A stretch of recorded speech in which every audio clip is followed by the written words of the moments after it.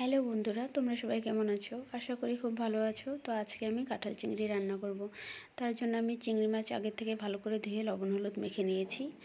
আর এদিকে আদা রসুন কাঁচা লঙ্কার পেস্ট, আমি কাঁচা লঙ্কা দিয়ে রান্না করব এটা। আর এদিকে গোটা গরম মশলা আর কাঁঠাল আগের থেকে আমি সেদ্ধ করে নিয়েছি।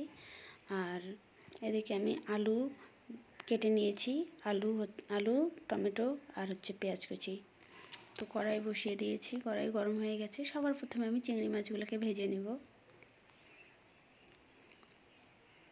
চিংড়ি মাছগুলোকে আমি বেশি ভাজবো না, হালকাই ভাজবো, বেশি ভাজলে শক্ত হয়ে যায়।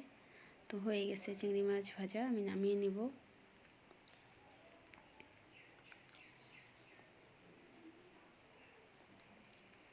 এবারে একই তেলে আমি আলুটাকে ভেজে নিব।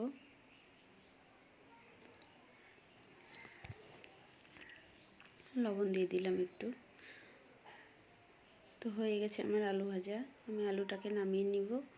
একই তেলে আমি কাঁঠালটাকেও হালকা ভাজবো।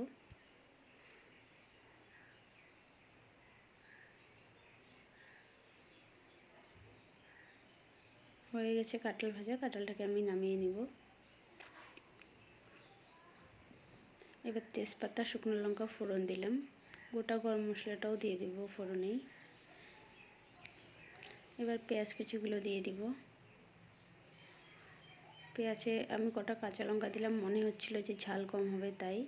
তো পেঁয়াজ লাল ভাজা হয়ে গেছে, মশলার পেস্টটাও দিয়ে দিলাম, আদা রসুন কাঁচা লঙ্কার পেস্ট। লবণ দিয়ে দিলাম পরিমাণ মতন, হলুদ দিয়ে দিলাম পরিমাণ মতন, জিরের গুঁড়ো 1 চামচ দিয়ে দিব আমি।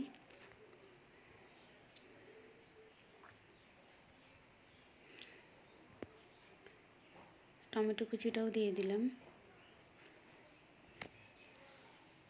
তো মশলাটা কষানো হয়ে গেছে, এবার আমি কাঁঠাল আর আলুগুলো দিয়ে দিলাম। এবার খুব ভালো করে আমি কষিয়ে নিব, ঢেকে দেব এবার আমি।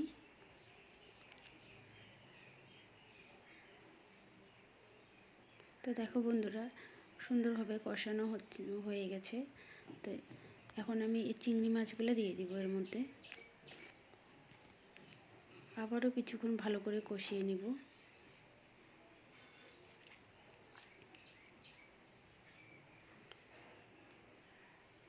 সবজিটা কষানো হয়ে গেছে, এবার আমি গরম জল ঢেলে দেব।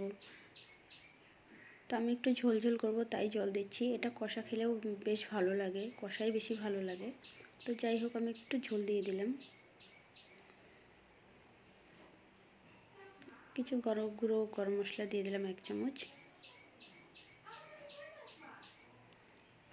তো দেখো বন্ধুরা, ফাইনালি আমার কাঁঠাল চিংড়ি রেডি হয়ে গেছে, আমি নামিয়ে নিব এবার।